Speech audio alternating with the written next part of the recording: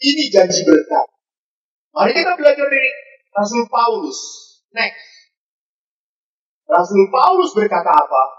Bersukacitalah senantiasa dalam Tuhan. Sekali lagi kukatakan bersukacitalah. Hendaklah kebaikan hatimu diketahui semua orang. Tuhan sudah dekat. Jangan hendaknya kamu khawatir tentang apapun. Nyatakan dalam segala hal keinginanmu kepada Allah dalam doa dan permohonan dengan ucapan syukur. Maka damai sejahtera Allah yang melampaui segala akal akan memelihara hati dan pikiranmu dalam Kristus Yesus. Ada 3 yang dikatakan oleh Paulus. Bagaimana kita supaya bisa bersukacita dalam Tuhan. Next, 1. Dikatakan apa? Janganlah kamu khawatir tentang apapun. Tadi saya katakan, khawatir itu manusiawi. Betul? Jengkel itu manusiawi. Marah itu manusiawi. Kecewa itu manusiawi. Betul? Tetapi kalau Anda hidupnya diatur oleh kejengkelan, oleh kemarahan, Anda sudah diatur oleh iblis.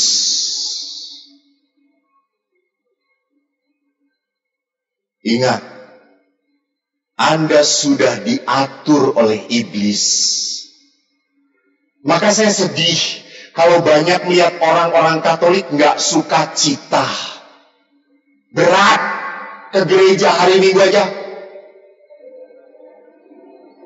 Aman-aman nih, gereja. Berat. Sudah gitu tidak hanya berat, tapi ikut ekaristi pun jawabnya Tuhan. Padahal Pastor Willy sudah Tuhan bersamamu dan bersamamu. Inilah itu. Ayo.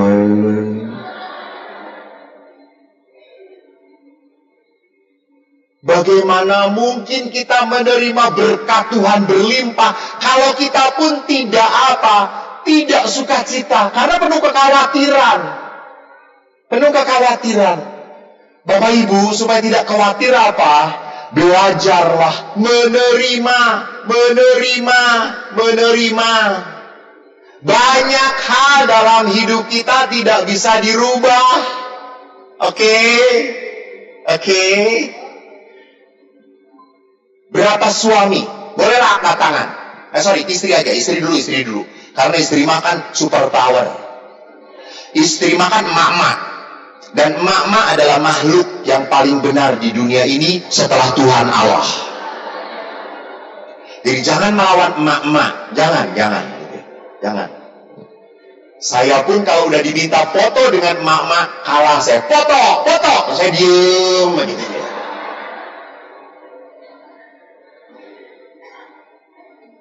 Saya tanya emak-emak dahulu, para ibu-ibu terdahulu. Ibu-ibu, boleh angkat jari. Siapa yang ibu-ibu di dalam hidup perkawinan selalu punya harapan supaya suaminya berubah? Angkat tangan. Oke, terima kasih. Supaya suaminya berubah, nanti akan ada mujizat. Nanti ada adorasi, saudara-saudara. Coba angkat tangan yang jujur dengan Tuhan. Kenapa Pastor Rudi ikut angkat tangan?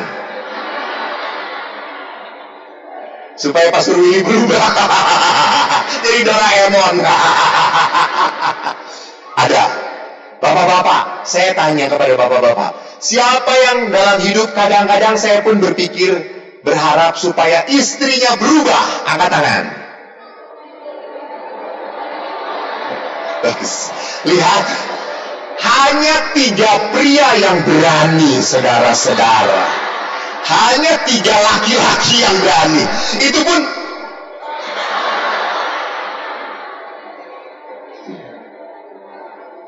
maka saya ingat sekali pernah seorang seorang motivator tanya kepada bapak-bapak waktu seminar bapak-bapak dan suami istri. Dia berkata, coba para suami yang takut akan istri pindah ke kanan. Itu dari 199 pindah ke kanan. Dan hanya satu yang diam di tempat. Lalu si pelatih itu kaget. Dia kaget. Dia dekatin. Bapak, ini 99 laki takut pada istri. Dan Bapak ada di sini tidak pindah. Berarti Bapak tidak takut pada istri? Lalu si Bapak itu berkata, tidak, saya disuruh istri saya supaya di sini, gitu ya. Sudah, saya di sini. Jadi dia tidak takut istri, tapi taat pada istri.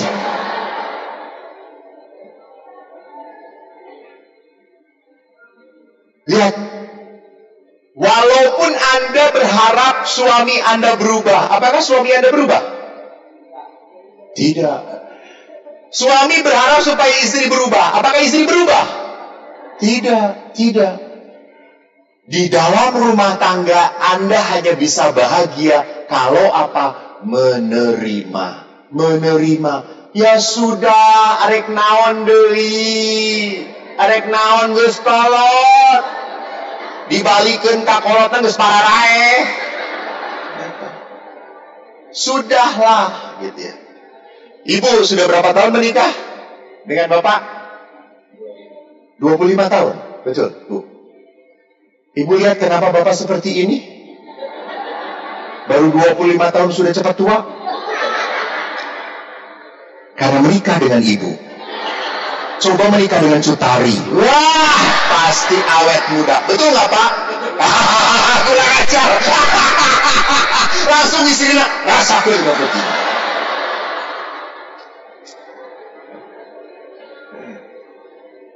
Jadi Bapak Ibu, terimalah. Belajar menerima. Walaupun berat, supaya nggak capek hidup kita. Udah terima. Jadi ibu pun sama. Udahlah, geus karot, geus tarurun kabeh teu kudu ka Korea ditarik kelas segala gitu ya. Supaya kararenceng kabeh, supaya baby face postur gitu ya. Geus Bu, kolot teu nanaon gitu. Ieu glambir teu nanaon daripada ka Korea untuk kolekte gitu ya. Biar nanti malah diberkati Tuhan. Kok Korea gelis henteu teu jelas heueuh gitu ya. Iya kalau keluar tambah cantik, keluar malah jadi bencong. Aneh kok gitu ya. Belajar menerima, sudah terima. Saya sejak kecil syukur kepada Allah dilahirkan sebagai anak bodoh. Saya bodoh. Di antara angkatan saya ingat, berapa ya kita? 8 ya. 8. Saya paling bodoh. Yang paling pintar, Monsinyur. Pastor Tono pun mengakui paling pintar. Ini nomor 2 kebodoh, berenanya kayak gitu.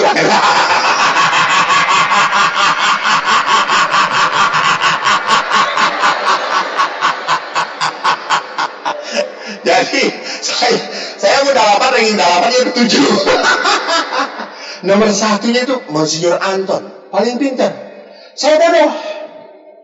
Monsinyur Anton tuh sekarang ketua KWI, pintar banget kuliahnya, pintar. Kita cuma lulusan Unpar. Monsinyur Anton Belgia sekolah dan keluar dari Belgia summa cum laude saking pintarnya. Kita C. Lulusan C, cepot gitu. Lulus aja terima kasih.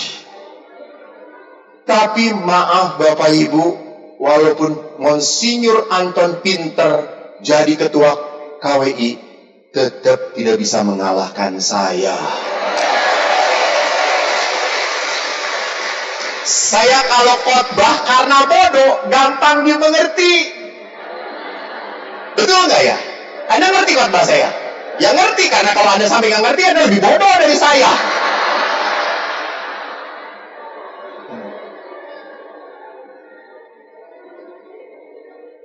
Jadi saya menerima. Pada saat saya menerima, saya happy. Kemarin ini Monsinyur itu kan mau punya rencana ziarah ke Yerusalem. Lalu beliau tuh tanya saya, kok orang ada ke Yerusalem? Hebat, Monsinyur, pasti lobaan mengilu. Kamu pernah ke Yerusalem kok? Ayah, iya, 4 kali. Monsinyur, belum pernah kok. Terus dia tanya saya mau nyombongin, kamu pernah belum ke Roma? Ya pernah tuh. Terus Monsinyur ngomong, saya mah hampir tiap setengah tahun sekali ke Roma. Terus saya tanya, untuk apa? Rapat. Monsinyur kalau mau Roma rapat ya, kok rekreasi.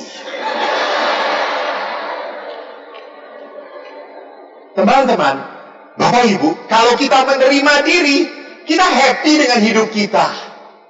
Tidak perlu membanding-bandingkan. Udahlah Pak, jangan lihat istri lain lebih cantik. Cukup, antep. Justru anu cantik teh loba biayana. Loba biayana. Maka saya selalu ngomong kepada OMK, kalau cari istri jangan yang cantik, blow on. Mereka protes. Kenapa Pastor? Kalau cantik ya, lama-lama jelek. Lama-lama jelek. Coba cari pacar yang jelek. Lama-lama tetap jelek. Jadi konsisten dia sama jelek teh gitu ya. Iya kan? Kalau cantik bisa jelek. Kalau jelek, nyanglas tetap jelek gitu ya. Jadi saudaraku, dikatakan jangan khawatir. Kenapa? Karena kekhawatiran itu gak masuk akal, gak akan merubah apapun. Dan next, lihat, kenapa kita jangan khawatir? Sejak bawaan lahir, kita tidak khawatir. Pernah gak Anda melihat seorang bayi lahir, lalu langsung bingung, nanti saya sekolah di mana ya? Saya kelak jadi apa ya? Ada bayi khawatir? Ente, bayi marek kiih, berak-berak, langsung. Bayi tidak. Maka manusia itu lahir ke dunia tanpa kekhawatiran. Jadi apa yang membuat manusia khawatir? Karena pengalaman. Jadi pada dasarnya kita diciptakan oleh Allah penuh berkat. Tidak ada kekhawatiran. Next, kedua, bicarakan segalanya dengan Tuhan. Pak, Bu, doa adalah tempat bagi kita untuk bicara dengan Tuhan. Dan kalau bicara dengan Tuhan, tolong jangan setelah tidak bisa apa-apa baru ngobrol dengan Tuhan. Telat, coy. Telat. Kan ada bapak-bapak, dia punya toko, dia tuh ngomong kepada saya, Pastur, ai toko saya teh laku-laku, Pastur, saya teh sudah berdoa. Terus saya tanya, berdoanya jam berapa? Ya buka toko jam 8, saya baru berdoa jam 1 siang. Telat. Padahal bukan hanya berdoa, Pastur, saya tuh sudah pasang ucing, kikilwan, gitu, ngelel-ngelel, gitu ya. Tetap tidak laku, Pastur. Pak, terlambat. Yang buka toko yang lain sudah sejak pagi berdoa. Jadi kalau orang memulai apapun dengan doa, itu artinya apa? Tuhan, saya tidak bisa berusaha tanpa pertolongan-Mu. Di situ anak kepada Bapa. Bukan pada saat punya masalah, Tuhan, ini loh masalah, telat, sok bereskeun. Tuhan Allah juga akan berkata, Mung. Nah. Dan yang kedua, kalau khawatir, nyanyikan lagu pujian. Kalau Anda sedih, kalau Anda kecewa, jangan ngikutin kekecewaan Anda. Jangan nyanyi puji-pujian. Tapi nyanyi pujian jangan lagu liturgi. Sedang sedih, saudara, mari semua. Makin sedih, gitu ya. Jadi kalau sedih, nyanyikan pujian. Tak usah ku takut, Allah bersamaku. Tak usah ku bimbang, Yesus peliharaku. Lihat, Anda akan tenang. Itu. Jadi sama Pak, kalau Anda jengkel dengan istri, dok nyanyikan. Tak usah ku takut, Allah bersamaku. Itu Pak. Saya yakin istri Anda langsung nempeleng Anda.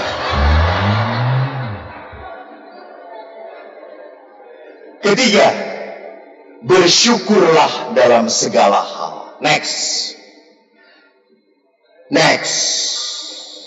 Saya sudah ditandain. Romo, waktunya habis. Nanti setelah itu gak didengerin sama saya, amplopnya habis.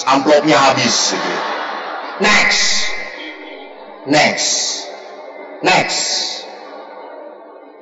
Ya, saya tertarik dengan ini.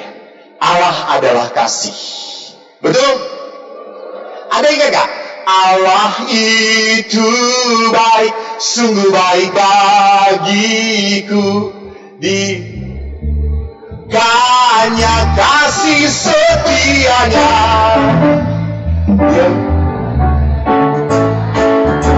Yang ku perlukan, kebaikan, menyatakan kebaikannya padaku. Udah cukup. Bapak Ibu, Allah itu baik. Tetapi kadang-kadang kasih Tuhan tidak bisa kita mengerti. Tuhan itu mencintai kita tidak seperti yang kita, caranya tidak seperti yang kita ingini. Betul atau tidak? Betul. Lihat ke depan. Itu cara Tuhan mengasihi kita. Dia biarkan anaknya mati.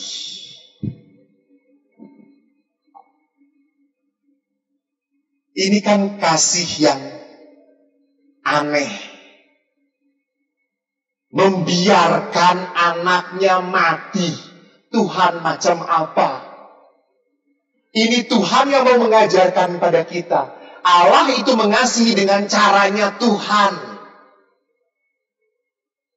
Ada seorang ibu yang sudah 3 kali pergi ke Lourdes karena kanker. Dan waktu dia mau ke 4 kali ke Lourdes, dia ngomong dengan anaknya, "Nak, mama mau ke Lourdes lagi." Mama itu sudah panitia sudah protes sama saya. Mama itu sudah 3 kali ke Lourdes dan tidak sembuh-sembuh. Ngapain pergi lagi? Kan gak ada mujizat, Mah. Mamanya langsung ngomong, kata siapa tidak ada mujizat? Walaupun mama kanker, sekarang mama sudah berdamai. Mama tidak melihat kanker itu sebagai penyakit. Mama melihat kanker itu sebagai teman hidup mama. Mama bisa berdamai. Dan mama berdamai karena mama percaya Tuhan membiarkan kanker ini ada bukan untuk menyiksa mama, tapi membuat mama hidup tergantung pada Tuhan. Maka Bapak Ibu, malam ini mari kita lihat. Next.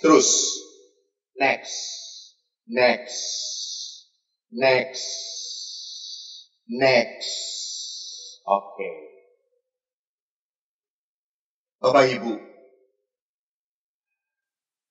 kita tidak akan pernah punya hati yang tulus untuk melayani pasangan, untuk melayani gereja.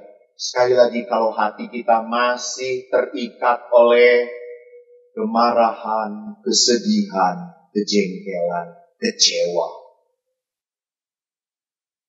kita akan merangkai perjalanan kebangunan rohani lewat adorasi. Next. Santo Alfonsus Rigori berkata apa? Devosi terbesar setelah sakramen adalah adorasi. Dalam Ekaristi kita menyambut tubuh Tuhan. Tetapi dalam adorasi kita berhadapan dengan Tuhan. Ingat, Anda percaya bahwa dalam Ekaristi roti berubah menjadi tubuh Kristus. Kalau tubuh Kristus itu berarti apa? Yesus sendiri. Amin. Amin. Maka adorasi kita berhadapan dengan siapa? Tuhan. Tuhan. Kita berhadapan dengan Yesus. Maka Santo Alfonso yang paling berkenan kepada Allah adalah adorasi.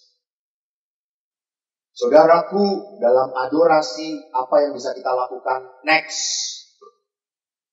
Curahkan isi hatimu pada Yesus. Mohonlah ampun untuk orang-orang yang menyakiti Anda. Ingatlah, jadi nanti saya akan membawa sakramen Ekaristi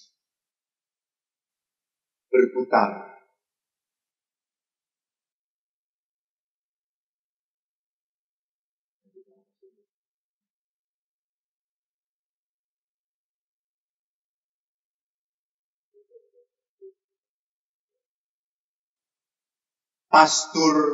Tiga pastor akan mengikuti saya dari belakang dengan sakramen Ekaristi. Silakan waktu Ekaristi dibawa, Anda berlutut. Dan nanti saat Anda butuh sekali didoakan, Anda berdiri. Tiga pastor yang mengikuti saya dari jarak jauh akan mencurahkan doa untuk Anda dan memberkati Anda secara daerah itu. Jadi kalau Ekaristinya baru jalan ke situ, jangan di sini sudah berdiri. Nanti saya akan berputar dari sini ke sini, ke sini. Jadi kalau sudah dilewatin oleh Ekaristi, Anda baru boleh berdiri kalau butuh didoakan. Butuh banget. Jangan butuh doa. Anda butuh banget, Anda berdiri, Anda tunduk saja.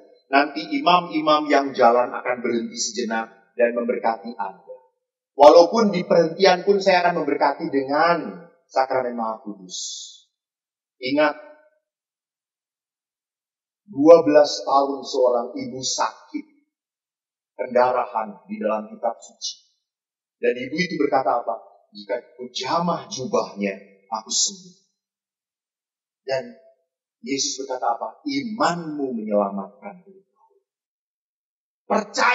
Percaya ada kesembuhan malam ini. Percaya Tuhan mau membebaskan hidup Anda. Anda pulang dari KRK, harus bangun iman Anda. Jangan pulang dari KRK masih penuh marah, jengkel. Sontoloyo namanya. Pulang dari kebangunan rohani, Anda harus menjadi anak-anak yang dibebaskan oleh Tuhan. Jangan mau dikuasai oleh iblis. Lepaskan.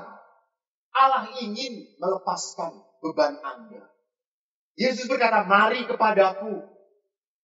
Aku akan memberikan kelegaan. Maka Bapak Ibu, saya nanti akan berputar, saya nanti akan ke atas sana juga. Saya akan kembali ke sini berputar. Yang atas sana dengan atas sana, saya akan berkati dari sini. Maaf ya, berkat Tuhan tidak berkurang. Karena Anda bayarnya cuma 10.000.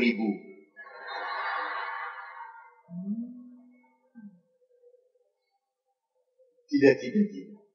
Saya tidak naik ke situ, saya hanya memberkati dari sini. Oke. I love you full. Bapak Ibu, mari kita hening sejenak.